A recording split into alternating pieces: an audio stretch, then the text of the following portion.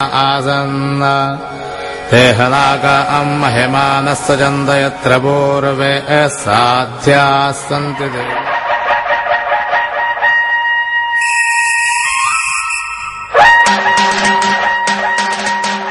हे देवा परमेश्वरा, गोपाळ कालेची पोरं सालाबाद प्रमाणे यंदाही तुझं नाव घेऊन हंडी फोडायला जात आहे. होय महाराजा.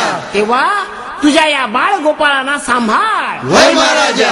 त्यांना कुठली लाया है रंग निराला निराला आला आला गोविंदा आला